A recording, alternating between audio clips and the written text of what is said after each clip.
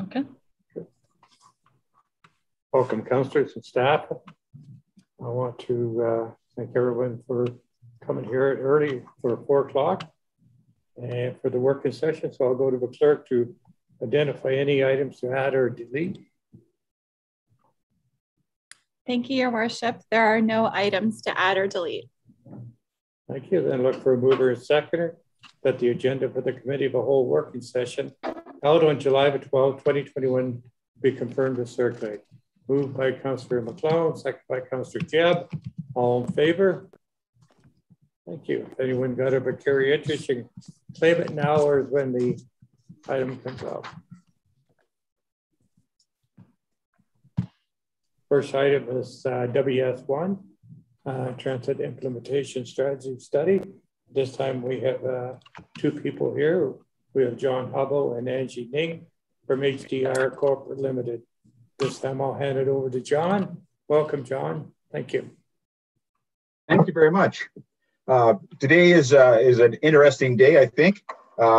Some of you may have recalled in 2019, there was a discussion of the transit feasibility study. So this is a continuation of that work.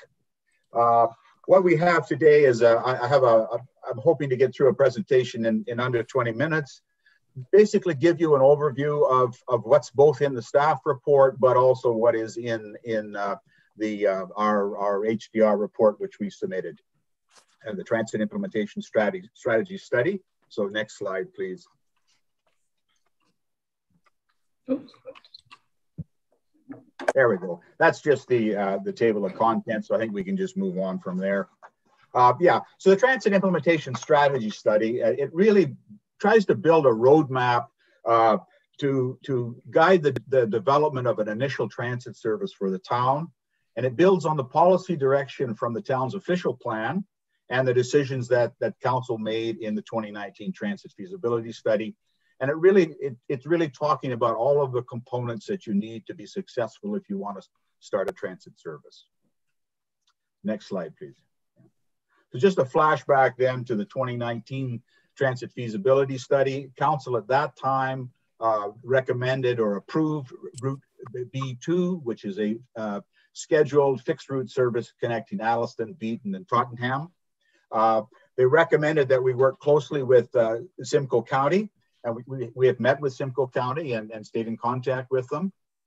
They recommended that we conduct a transit implementation study, which would refine the routing and stop locations, the fares, identify vehicles, a service plan, and budget, which we'll get into a lot more detail on that in just a moment.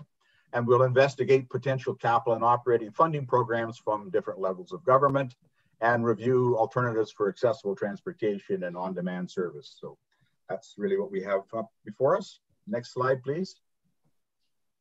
So currently, the service within the community, you have the community transportation service, which is provided in partnership with the local taxi companies, and that's throughout Nunacumsas.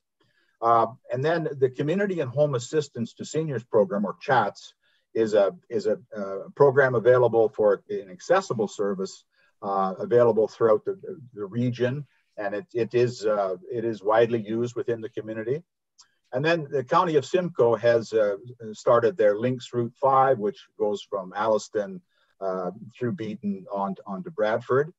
And paralleling the Route 5, they have the Links Plus, which is an accessible service that serves the sort of a band of service on 400 meters on either side of the Route 5. So that's sort of the current both accessible and non-accessible services that are available in the community. So next service, please. We also, as part of the program, we talked to a number of other program operators, a number of other agencies, municipalities. We talked to Bradford, Norfolk, Leamington, and Stratford. And we wanted to understand sort of their experiences with developing transit, operating transit, and some of the challenges that they could share with us. There was really 4 themes came out of that. One was that high quality customer service is essential to maintaining a positive relationship with ridership. They also, all of them identified that the technology today, such as bus tracking and live notifications on delays and route changes, are really a valuable component to customer service, particularly with the really, a lot of people today are very much connected. This works really well for people who are into the technology. The other one is government funding is key to the viability of small transit systems, as it can offset a significant portion of capital and operating costs, and we can talk more of that a little bit later. And the other one is because many of these services are contracted out, really spending a fair bit of effort and looking at contract terms with service providers is important, and really it should be approached with due diligence and really, I would say a high degree of care for that. So next slide, please. Now, one of the things that I wanted to share is some of the issues that towns or communities that start transit systems, some of the things, the challenges that they face. And so the two main ones are common issues are really desire to overextend service coverage and setting artificially low fares. This is a very, very common issue with new transit systems, and it can actually significantly compromise your future success. The issue of overextending service you end up with long, circuitous, one-way routes, close stop spacing, and it really results in rather poor service and high cost per passenger, and fails to develop ridership. So it's really important that you get things right to start with. One of the other things is avoid piloting services that have a low level of service and are not cost effective in the long term. And the other thing is most successful solutions would start small and be scalable as the community and ridership grows. So next we have some sort of points that I found valuable over the years to share with systems. So on the next slide, please. These are kind of, no, sorry, back one, sorry. Yeah, there we go, thanks. So these are kind of what I would call the mitigation measures to when you're designing a system. These are the kind of your keys to success. So first of all is clearly define your goals and priorities and understand the trade-offs between limited funding and the level of service that can be provided, and really prioritize core needs. And the next one is to build small, or start small and build on success. Start with a small system that focuses on core needs, because it takes time to establish travel patterns and habits and for ridership to grow. Focus on a core market. Rather than spreading resources thin over a large service area, it's more beneficial to focus and provide higher quality service to a core market of riders.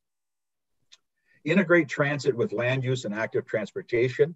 And that's really addressed to your bus stops, making sure your bus stops are safe, accessible, and convenient. And the other one is consider non-traditional forms of public transit, such as on-demand small vehicle services. And we'll talk more about that as a potential future service within the town. And price transit reasonably. Fares should be reasonable for both the rider and the service provider. Low fares actually result in uncaptured revenue and cause the operating costs of a system to be unsustainable over the longer term. So these are just things that over the years I've found that pay attention to these, and your success rate goes up significantly. So next slide, please. Now, the core principles for the recommended service, I've talked about the town route was determined through policy direction from your official plan and the 2019 feasibility study. It links Alliston, Beaton, Tottenham, and supports the vitality of their urban core, which is one of the issues that was identified in your official plan. It has a direct two-way service between the three communities with a round trip time of 120 minutes and a headway or a scheduled time between buses of 60 minutes. And we've also developed route options for your consideration. However, we caution that any of the additions of the route options would require additional operating and capital budget, and is something that we're recommending that you understand, and perhaps in the future come back and address those if required. So next slide, please. The recommended route, this just starts in Alliston. The green route is the recommended route for the town. The blue route is the County of Simcoe links Route 5. The town route starts at the rec center, up King Street to the hospital on Fletcher Crescent, back to Victoria, and straight out Victoria. It serves the Banting Memorial High School, Seniors Complex, and the Smart Center on the eastern edge. So next slide, please. Then out Victoria Street to Tenside Road and down, there's a pair of stops at Treetops Boulevard. Because those stops are on a road with limited pedestrian access, we're suggesting that there would be bus laybys there and a pedestrian signal crossover, a controlled crossover. I should go back to the Alliston as well. We're recommending that at the hospital there would be a controlled crosswalk as well on Fletcher, and that's just a pair of flashing lights on either side of the intersection and a marked crosswalk just to alert people that there are pedestrians crossing. So next slide, please. So after Treetops, we get into to Beaton, and we come right down Patterson with a pair of stops at Stewart, Bateman, and then we're on to Maine, and then a pair of stops at Tecumseh and on to Tottenham. And then Tottenham, we go straight through on Queen with a pair of stops at the north end to serve the shopping center there at Laverrock, Fraser Avenue, Mill Street, Rogers Road at the mall, and we terminate at Stitch Street in the south. So that's what we're recommending is your core route, and we've also got a number of alternatives just to share as well. So the next slide. The number of alternatives. One is to the west of King Street, so you would extend on Industrial Parkway West to serve the west and come up on Yonge and back to King. I was probably remiss in not addressing the circles and stuff. The stops are almost all located in pairs, so you have, inbound and outbound. You'd get on and get off at the same sort of geographic location, and the circles are really represent what is considered a reasonable walking distance of 400 meters. When you get beyond that, ridership tends to drop off, and there are some people that will walk further, but most people about 400, 500 meters is about the limit. So that just shows you the community coverage. So the first alternative then was west of King. The second alternative was in North Alliston, which is north of Fletcher, up to Gray Avenue, and then back to Victoria. And then the next slide, please. Not towards, my apologies, I mispronounce that every time. Not Wasaga Resort. We have a loop that comes in there to serve that area. And then we also have a loop that would go through Treetops. Now, I will comment that this is one option in Treetops. There is, of course, a road being built, access to Tenside Road to the north that could also access through there. But that's a future thought. And then within Beaton, we have an alternative that would allow the route to go a little further west on Dayfoot and Stewart and Center and serve the communities a little bit to the west.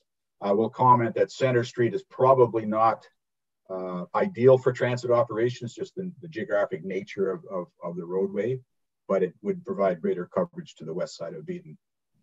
And then the next slide shows us in Tottenham, and it has an option east on Mill Street, serving the lands east of the railway track, and that could be an option for future consideration.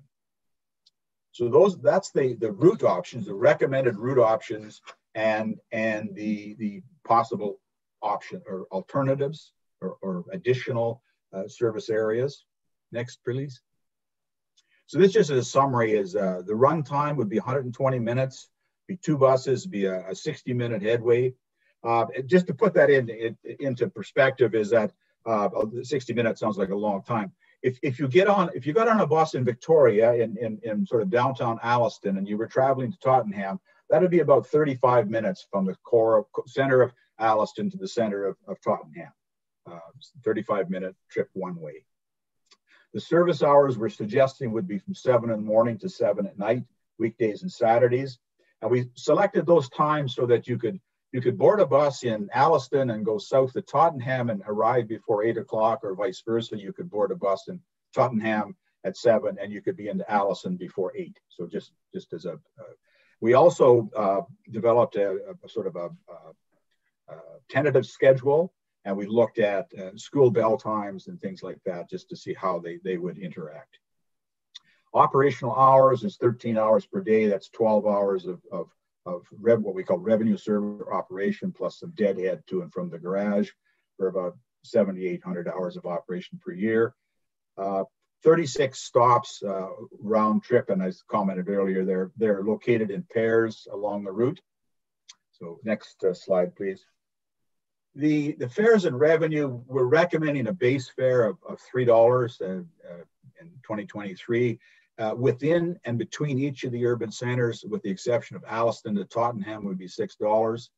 I would comment that today, 80% of the transit systems in Ontario charge $3 or more. So what we're recommending here is right in within, I would say, the sweet spot of what most transit systems are charging today.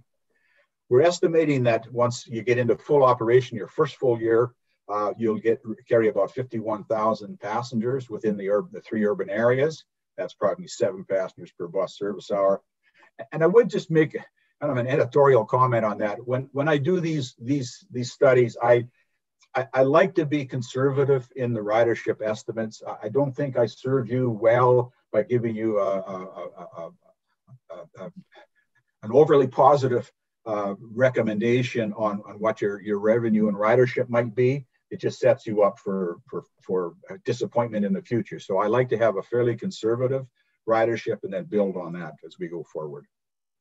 And I'm suggesting that the ridership and revenue would increase by about 5% per year, and that's both community growth and ridership growth. I'm recommending that there is no age discounts.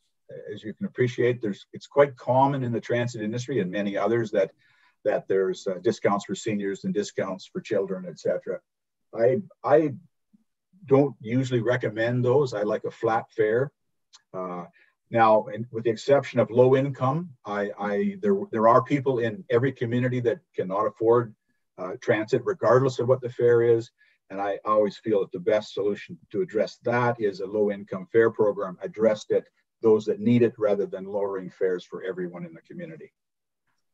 I put a reference there too, just for comparison, comparing transit costs with auto operating costs. So in 2020, the operating cost was for automobile in Canada was 59 cents a kilometer. So if you look to travel from Alliston to Beaton, that'd be a charge of $8.85, or Alliston to Tottenham would be $14.75. So you just put it into comparison with the recommended transit fare. Next, please. From an operational perspective, we're recommending that the town purchase and own the buses, lease the buses back to a contract operator. The contractor would provide maintenance and storage facility and maintain and operate the buses. We considered 3 types of vehicles, and they're illustrated there. One is more of a van type service. An example might be the Dodge Ram ProMaster. The second one is what we call a cutaway. It's a low floor, accessible vehicle. The example would be an Arbuck type of bus. And then the third one is a vicinity, which I would call it's a smaller, but it's a regular heavy duty transit bus. This is the bus that Simcoe County purchased.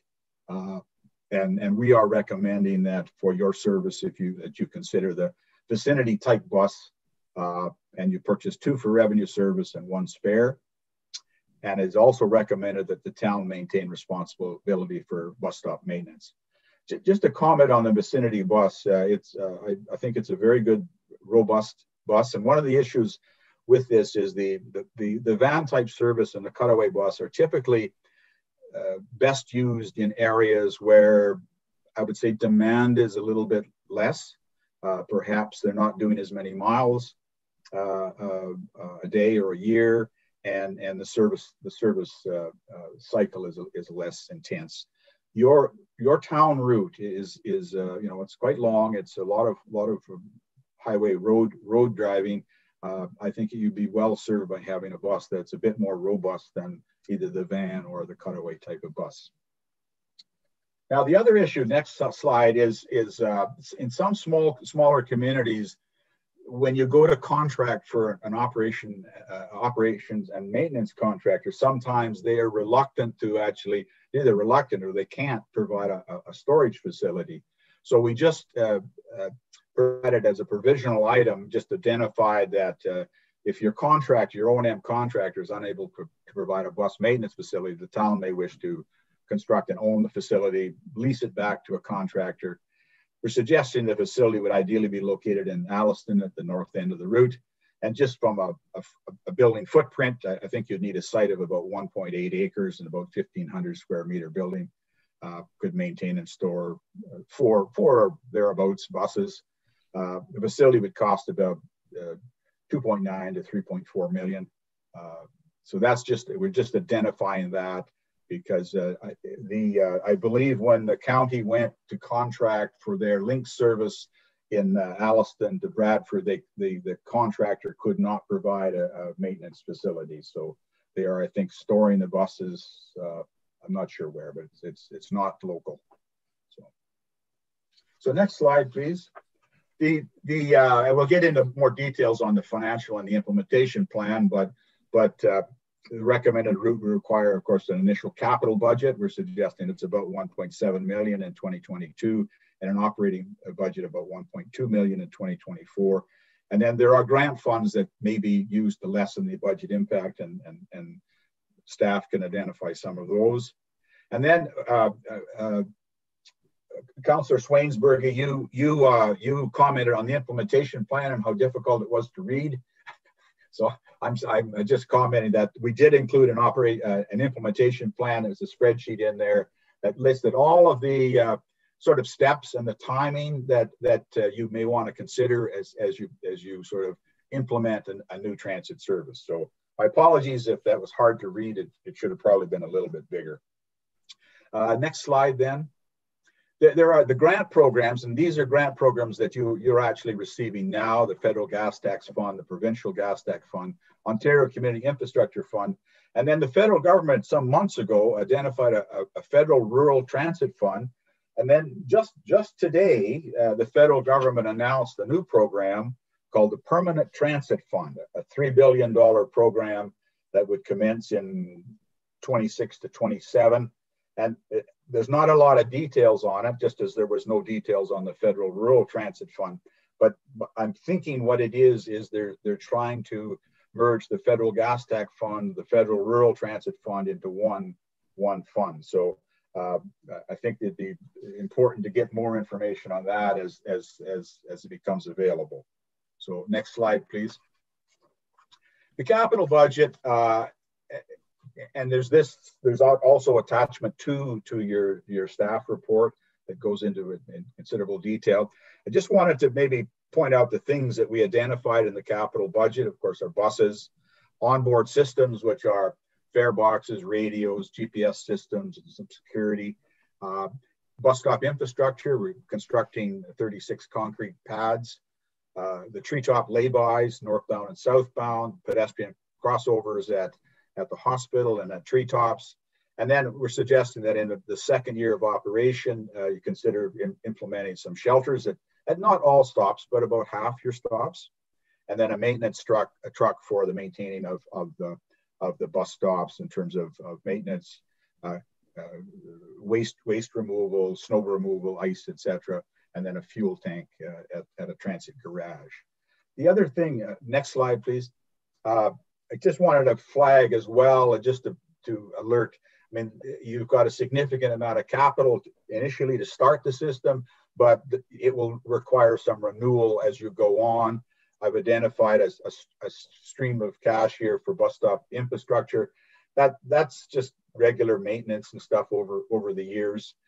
Passenger shelters, a bit of cash flow there to maintain things. Unfortunately, when you have passenger shelters, they occasionally get damaged and need repair. And then your maintenance truck to be replaced in about year 7. And just alerted that about year 10, you're probably starting to look at bus replacements. So I just implemented a cash, identified some capital required there. So the next slide, please, is the operating budget. And that's the big items there are the operations and maintenance contract. That's where you're engaging a contractor to operate and maintain the vehicles, provide the service, et cetera. And that's typically purchased. And the cost per hour of that typically runs around $90 an hour. Identified fuel. One of the things I like to recommend is that you don't put the fuel into your operations and maintenance contract. You actually control the fuel yourself. Typically, municipalities have better capabilities of purchasing fuel and managing it than some of the contractors do. And then cash transport. Part of the bus equipment would have a fare box on the bus, and then you have a cash vault at the storage facility. And each night, the cash is removed from the bus and dropped into the cash vault. So it's all hands-free. No one touches money. But then once a week or so, somebody has to come and take the money out of the cash vault and transport it to a bank. In terms of managing your system, there'd be a transit manager engaged, and a transit coordinator, which would look after your infrastructure, your bus stops, et cetera. And then there's a operations here for some funds for communication material and fare products, et cetera. So there's an operating expenditure flow of funds identified there. Also identified ridership and the recommended passenger fare, and then the revenue. Now you may wonder why there's a fare of $3.30 when the base fare is $3. What I used as an estimate was $3 is your base fare within and between some of the communities, but the fare between Alliston and Tottenham is $6. So I said that might be up to 10%. So this is your average. And I've suggested that your fare would probably increase every 3 years as you go, and we've projected out a cash flow for that. So next slide, please. That's just, it continues it on out. And what I will comment is that the ridership, and I've commented that the ridership is conservative, and I believe that. So this is kind of when you look at ridership revenue, I think this is a very achievable number from a revenue perspective. So, next slide, please. This is the slide that's attached to your staff report, and perhaps it would be best if the staff maybe spoke to this.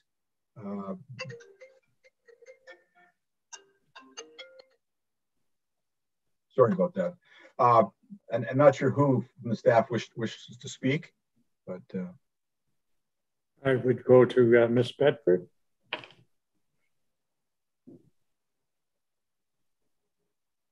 Through your worship to council, I'm not sure if I'm the right person to do this. The Cameron, have you gone through the finances in detail?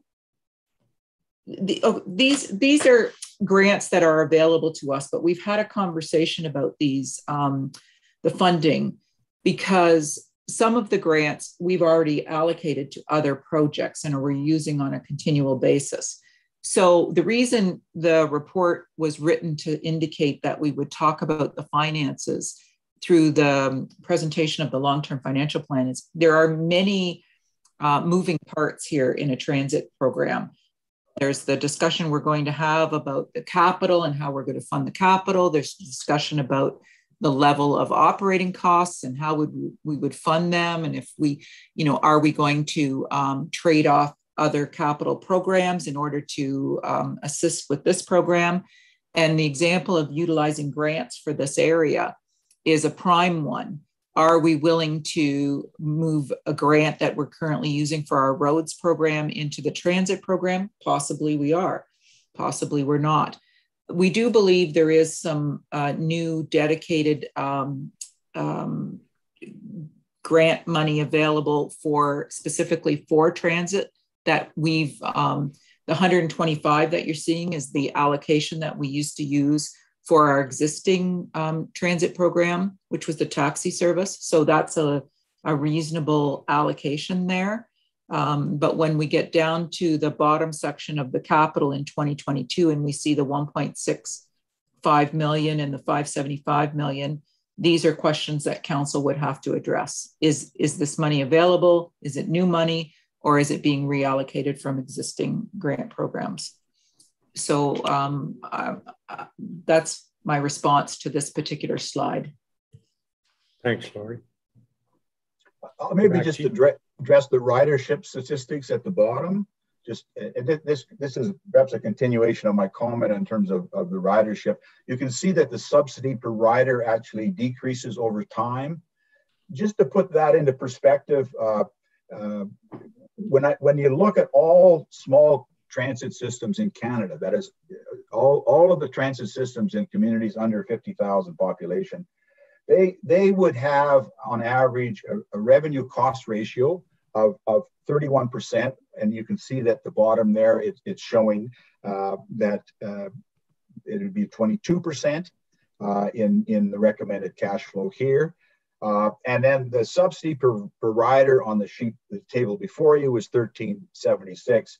Overall in Canada, the subsidy per rider is $3.43. So I share that with you because that's kind of the benchmark.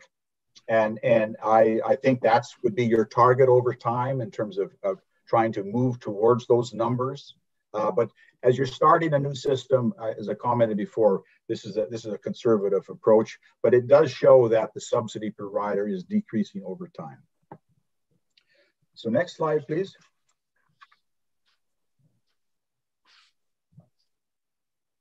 We also address the accessible service. And within the report, we address what is required under Ontario AODA requirements in terms of the requirements for any bus you purchase must be fully accessible, and then there are requirements for having accessible service or similar yes, accessible service within the community.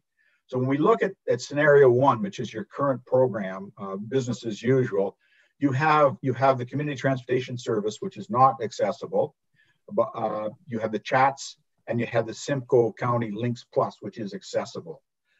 And then, of course, with the new services, both Links Route 5 and the town route would be fully accessible. So under scenario one, we believe that fully satisfies the provincially legislated AODA requirements for transit accessibility. And that's the program that we're recommending, and that's consistent with a staff report from a few months ago that recommended the same thing.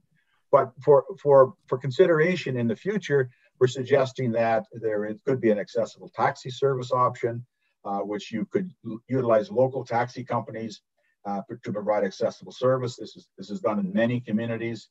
One way to do that is just to amend your taxi cab bylaws to require companies to actually have one or more accessible taxis available for service.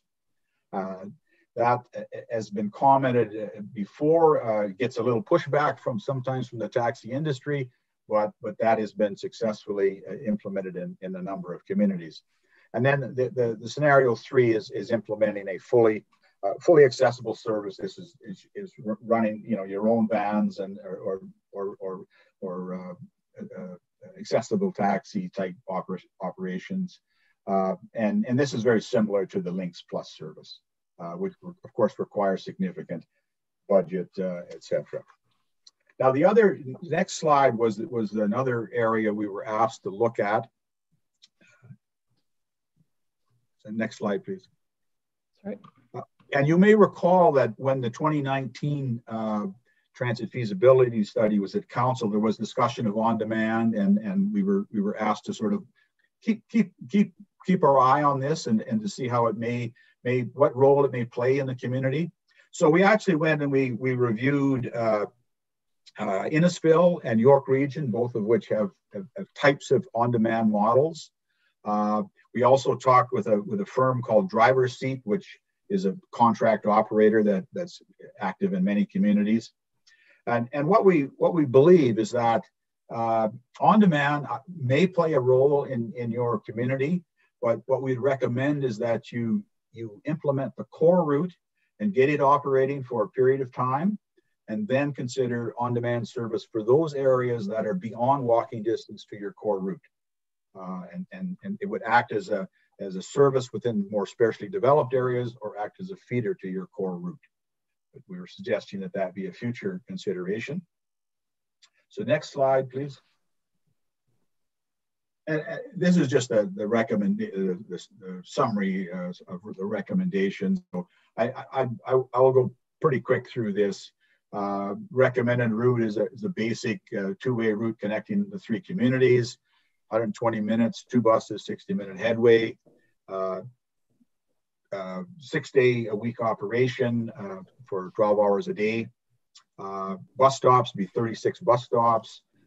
All of them should have a signpost, a concrete waiting pad, connection to a sidewalk or path, consideration for benches and shelters and waste receptacles and those sorts of things.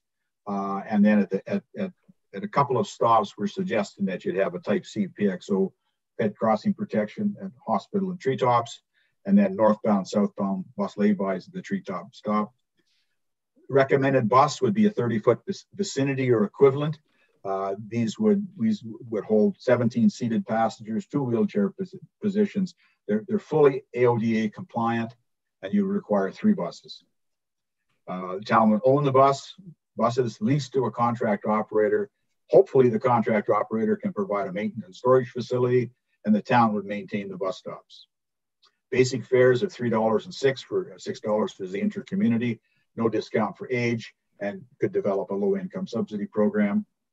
For accessible transit, we're suggesting scenario 1, which is your existing operation, should continue using both CHATS and Simcoe County Links Plus your community transportation service, and evaluate the need to implement additional services in the future.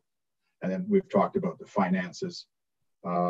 Following development of the town bus route, evaluate the on-roll for on-demand service to connect the urban areas beyond 400 meters from the town route in the future. So that is a next slide, please, which is questions and discussion. That's I would say pretty quick overview of the report, and I'm available for any questions that you have. Thank you very much, John. We'll start with Councillor Lacey.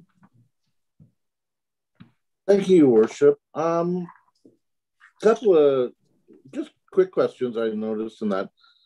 With the fees, you've sort of set it at a $3, which seems like a fair rate.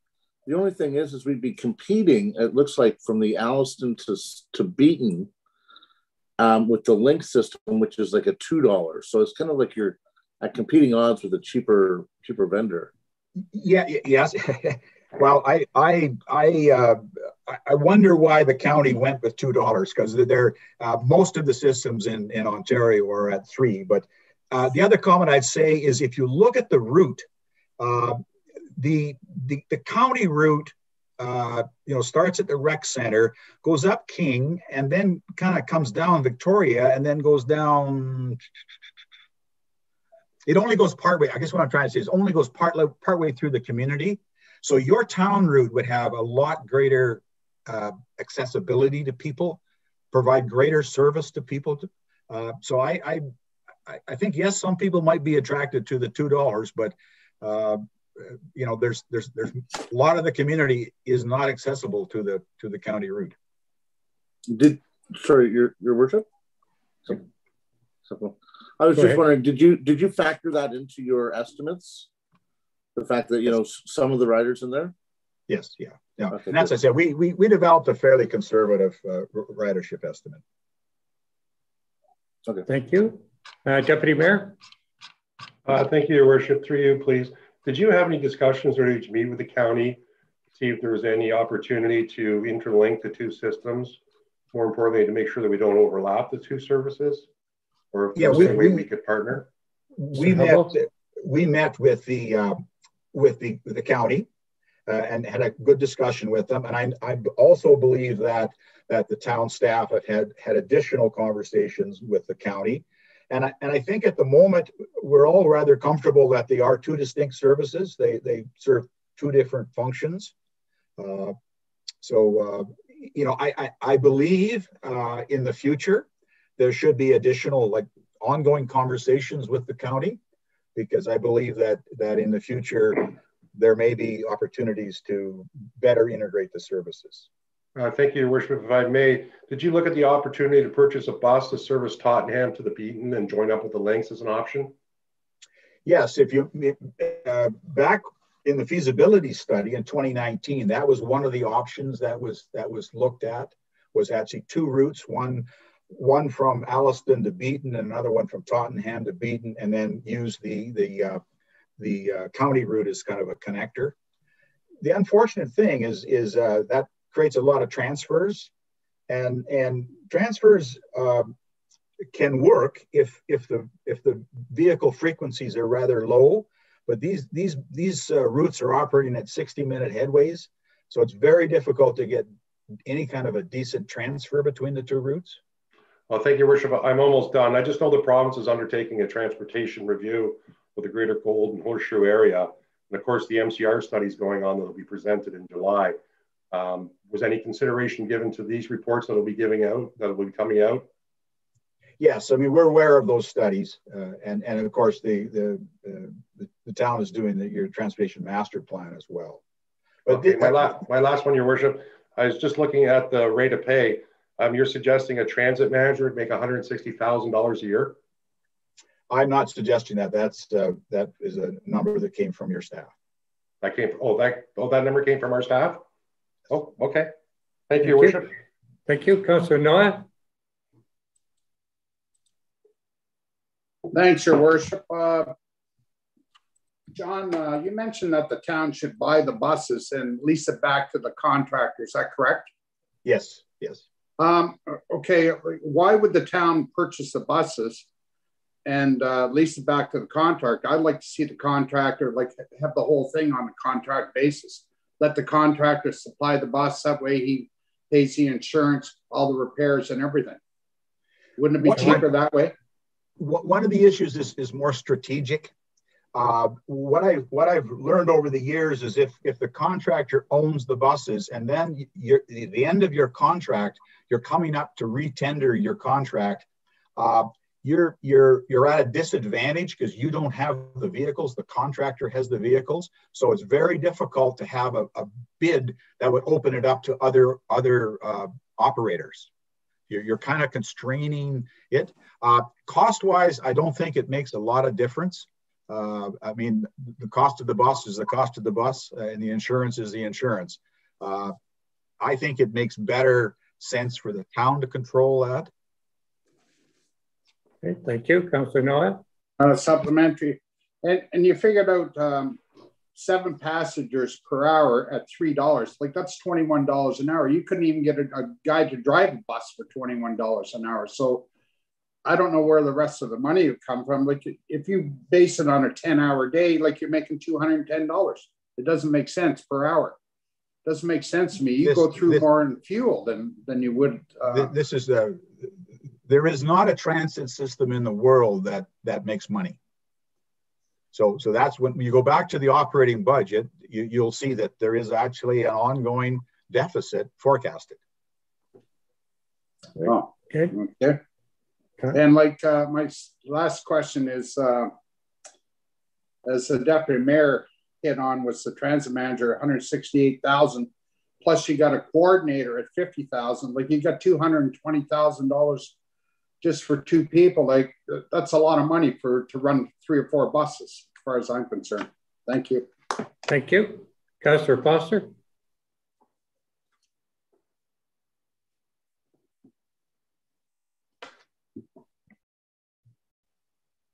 Sorry about that, I was on mute.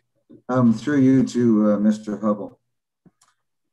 You have on page 27 a transit system comparison which compares Cobourg, Cornwall, North Bay, and Welland, correct? And in that, you refer to peer comparison of small specialized Ontario transit systems with people under 50,000. And passengers per revenue hour were 2.7, 2.6, 2.4, 2.1.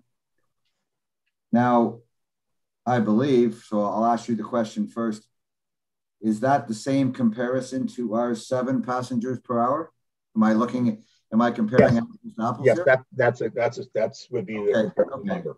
Yeah. So then that leads me to my next question. And I think you used 2 or 3 times, oh, my estimates are conservative and that kind of stuff.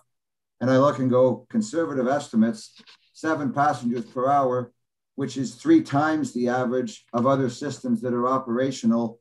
I'm not sure how that possibly in any way equates to conservative. So the number what you're asking first. I would suggest you look a little further up the table to rides per capita. That's maybe the more comparable number when you're talking about productivity, because the passengers per hour depends on how many hours you put out. So look at rides per capita. Bradford is at 1.4. We're actually we're suggesting 1.5. Leamington is at 1. We're suggesting 1.5, and Norfolk is at 0.3. But Stratford is at 17. Now, and you can see the whole line across there. You see Cobourg at 9 and Cornwall at 18. Loyalist at 14. I mean, it varies considerably depending on the community. The Canadian average is passengers per hour is 21.5 for small transit systems. Okay, thank you. Supplementary. Go ahead. The Canadian average is 21.5. So these small towns, Cobourg, Cornwall, North Bay, and Timmins, are approximately 10 to 12%. And you're suggesting that we would be 1/3 of the national average based on your, quote, conservative projections. Is that correct? Yeah, keep in mind that some of these systems have been operating for years. They're a more mature operation, but they're all different. They all have different operating characteristics. You're starting a brand new system. You have no conventional public transportation service in the community at all. So I think you want to start conservative and see how fast you can grow it. Just supplementary. Thank you for your explanations. Then I just would like to understand the methodology of how you got to 7. That's all. Maybe that's my question, but I just don't. In looking at the whole report and looking at all the objectives and your explanation of the number of hours that is running. Okay, fair comment. So if you please explain to this council, to me specifically, how you come up with the number 7, because I think you're wildly optimistic. I don't start with number 7. What I started with is you've got 34,400 people within the 3 urban areas. So I based upon the review of other cities and my own experience, I estimated that you'd attract 1.5 rides per capita out of the 34,400, which gets you to 51,600 rides per annum. And if you take your operating hours of about 7,200 per year, you divide that into that. That's where you get the seven per operating hour from.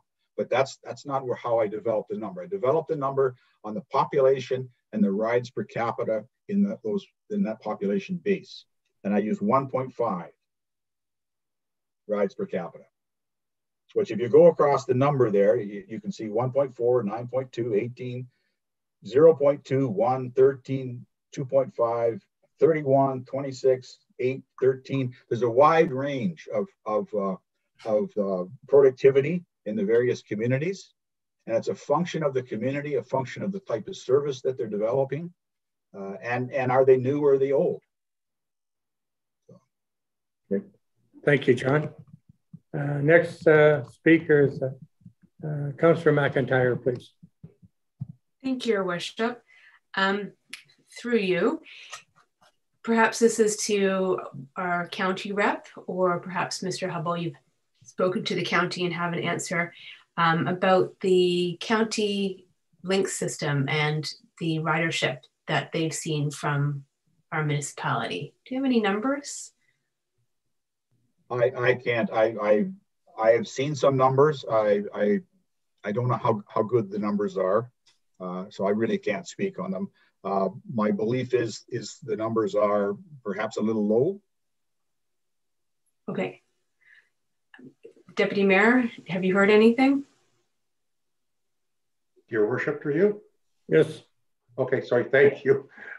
Yes, Councillor Harrison McIntyre, ridership has been low, especially through the COVID period. They're starting to see a small increase. I think it's a great question you asked, because I'm sure they would have used that ridership numbers to figure out how many we'd actually get on the town transit, correlation between the two. But I'll certainly request them, and I'll have them sent up-to-date numbers sent to this council. Thank you. Supplementary, Your Worship. Sure. Sure. The route that was decided to use, the 10th side road, that was directed from council that you look at that route, if I recall correctly. But through towns, that was like the route that it would take through Alliston, that wasn't specified by the council. In your estimation, is that the correct route? Is that the best route for us to be utilizing? Yes, well, let's back up to the feasibility study. Option B2 did define the route through the Alliston, and it did use 10 side road. But you know, we were charged with going and reviewing that recommendation B2, and looking at the routes. I believe it is the right route. It does get. I think you can look at the map with, you know, the blue dots. It gets pretty good coverage throughout the community, and it's fairly direct. It's not wasting any time circling around the block. It's the only route portion that's sort of off the main route is up to Fletcher Crescent to the hospital, and I think that makes very good sense. And we did speak with the hospital, and they're quite happy to be on the route. So to your question, I think it's the right route. All right, perfect. Thank you. Thank you. My last question is, because I need to take off in a few minutes. What's the next steps? Are we going to be looking at this through the long-range financial plan? I don't want to leave the meeting and feel like I'm abandoning a large decision. We'll go to Mr. Hoppy. General Manager Hoppy.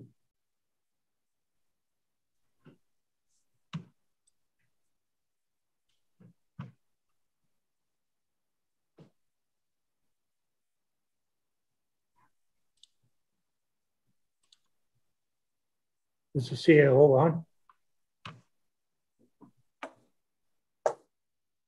Good afternoon, Mr. Mayor, members of council. Yes, I certainly am. So I think the next steps, in accordance with the report, Councillor Harrison McIntyre, would be we're looking for council to provide with us with some direction with respect to what they'd like to see next. Mr. Hubble has walked through sort of some recommendations based on the analysis that was done, some options within those recommendations. So I think our next step is we're looking for council for some direction. And then we will be providing council with certainly the financial implications of some of that direction during an upcoming presentation of the long-term financial plan. Good, thank you. Councillor McClellan. Thank you, Worship. Just a quick question. I'm interested in having a low-income subsidy program begin as soon as our transit plan actually comes to fruition. I'm just wondering, is that something that the consultant would be doing for us, or is that something that our own staff would be doing? I just want to sort of have an idea of how that would be studied and rolled out. Mr. Huppel?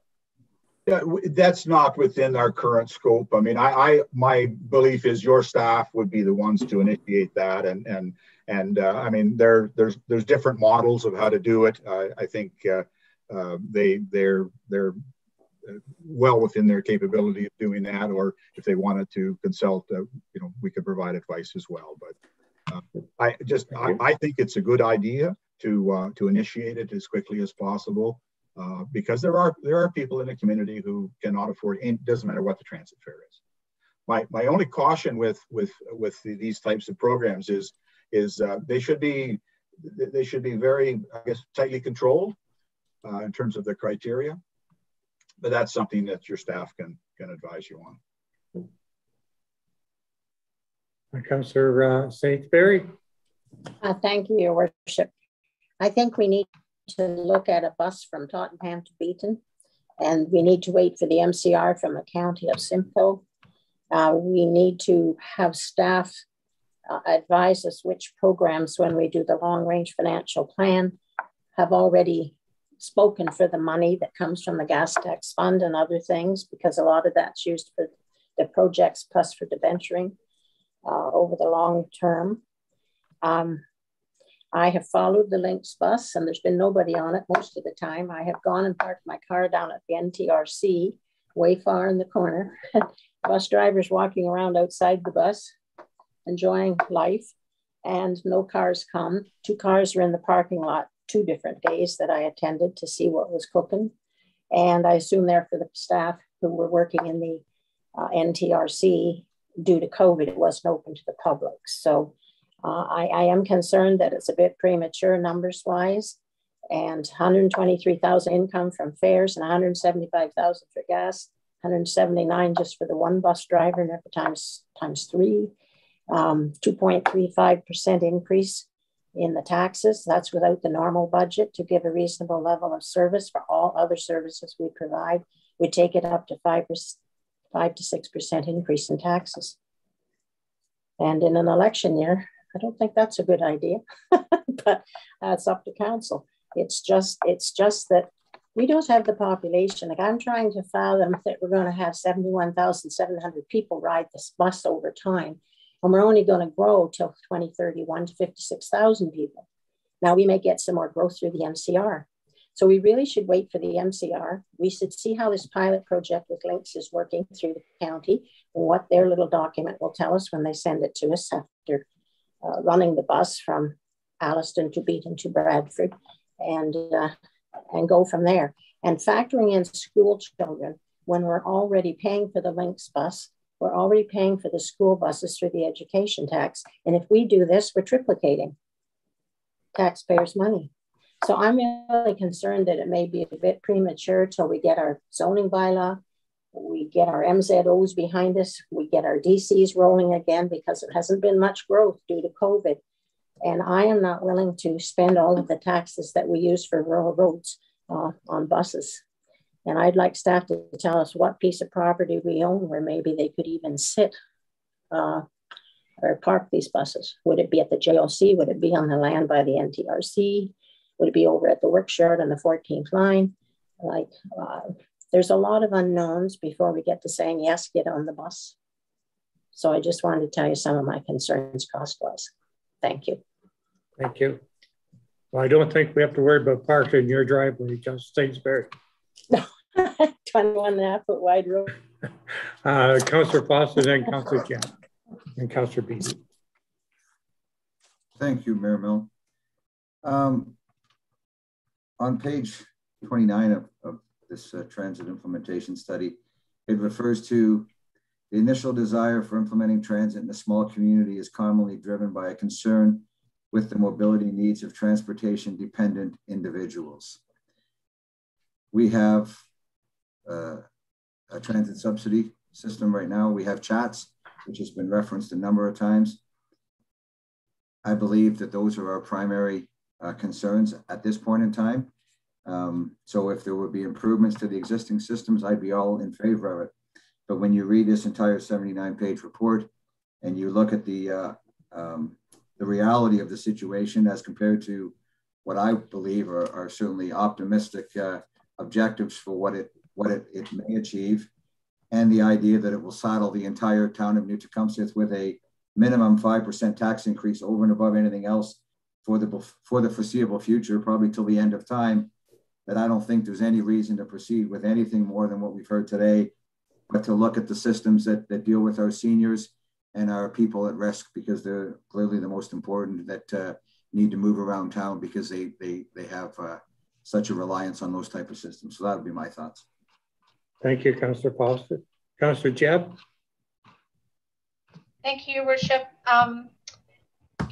Councillor Sainsbury touched on a few things, because we originally were talking about getting people from Tottenham to Beaton to that bus stop to make them either go to Alliston or to Bradford to the GO train. Speaking of Bradford West Gwillimbury, the Switzer Carter Transportation is operating those buses. So question through to Mr. Hubble. Does Bradford West Gwillimbury own those buses, or does this transportation company own them? Mr. Hubble? I believe that the town owns the buses. Just let me.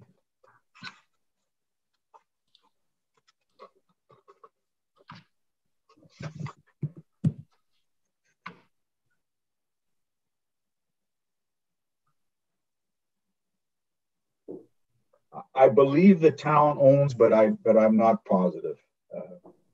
Sorry, I couldn't be clearer.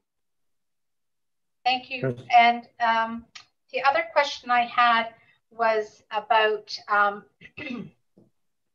oh gosh, now it's completely gone out of my head. The connection with the GO train for the early people that have to leave earlier, for 7 p.m. or 7 a.m. really maybe wouldn't cut it for them to catch the train. So that was a question I had. And also, I know what I was going to say is about partnership. Has there been anybody that's ever looked into doing a partnership with a transportation company to lease the bus together and work on a partnership that way? Mr. Hubble? Typically, one party owns the buses. I mean, to own a share of a bus with a private agency would, I think, contractually be problematic. I'm thinking of leasing the buses. We don't own them; we lease them. Oh, you can lease buses. Absolutely, no. There's no question. You do not have to purchase them. You can lease buses. That's done all the time. Okay, thank you. Okay. Thank you. Councillor Beattie. Thanks, Your Worship. I'm glad Councillor Foster mentioned page 29, because a couple of things stuck out on that page for me as well, and I'll just share them in case it may have stuck out for some others. Despite the investment and intent, many new transit systems, excuse me, in small municipalities are unsuccessful primarily due to low ridership and unsustainable operating costs. And I think that we all know that going into something like this. We know that it's not going to be a revenue generator. It's not going to be an economic driver. It's the exact opposite. And I don't look at it as a liability. I look at it as an investment in the community, just like we have to consider when we look at other things, whether they're buildings or programs or anything else. But again, on page 29, the most successful solutions would be scalable as the community and ridership grow. So when I read scalable and I think about scalable and I look at the operating costs and I look at the staffing implications and I look at the long-term, well, 10 years, I look at the net operating commitment, particularly in 24, where it goes to almost $1 million a year. That's a huge commitment, and I'm just not sure, like some other members of council have said, that at this point in time, are we ready to pull the trigger to that level of a commitment? I'm not sure. I think that this warrants maybe a little bit more data, a little bit more time as we emerge from a pandemic. We'll get probably a better readout on what some of the county ridership would look like. But I think that this is, as we move this conversation forward, I think we have to face two things. And one of them is that whether we put this off or whether we go forward with it this year or next year, it's not going away.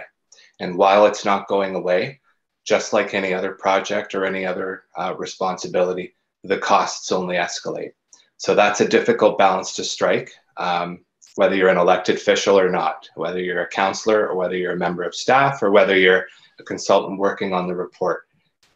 That's an important conversation to have, and that's a conversation about vision and playing the long game. And I am willing to invest in the community, but I'm just not certain that scalable wise at this point in time, we're in a position to warrant getting into a situation where we're spending $1 million a year and operating on a system that's bringing us not even half that in revenue.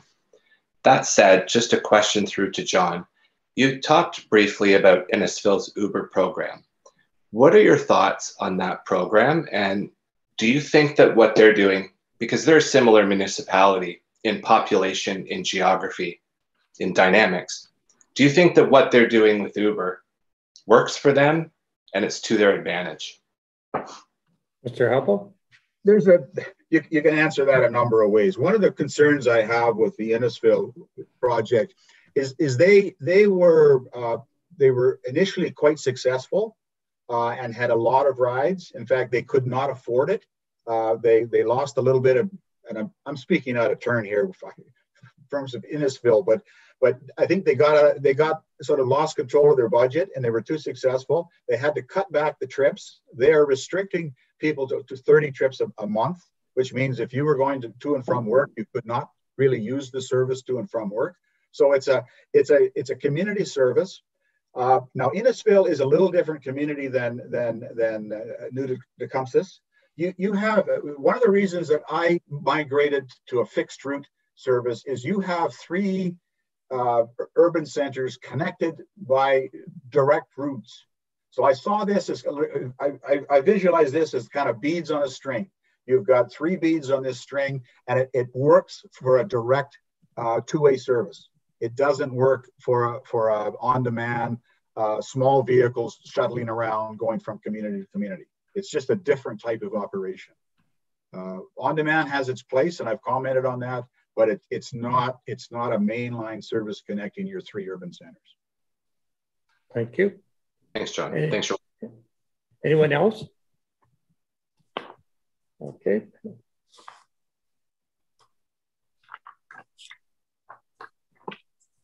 And once again, John, thanks very much for the in-depth and all the work that you and your company has done in providing us to where we are today.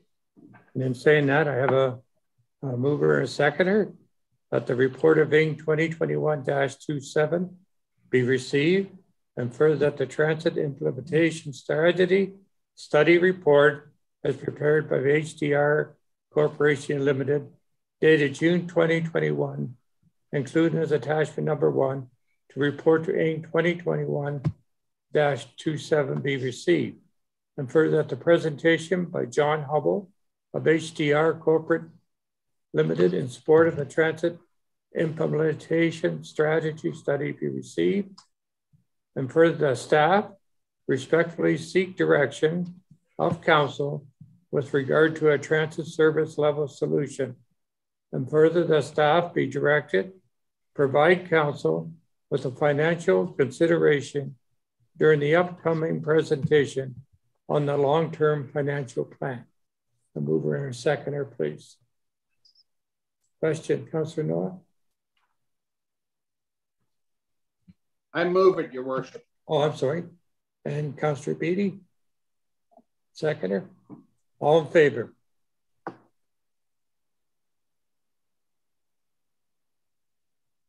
Opposed? Motion's carried. Did you wish to speak, Councillor St. Pierre? could we have answers to some of the questions from staff for the next report that comes to council? Yes. On the county and on the links and on the number of people, the questions that were raised by members, I'm sure staff recorded them, so they could form part of the next report for discussion. Yes, we can. Thank you. Thank you. Councillor Jeff, the Committee of the Whole working session July 12th, 21 be adjourned at 5:11, Your Worship.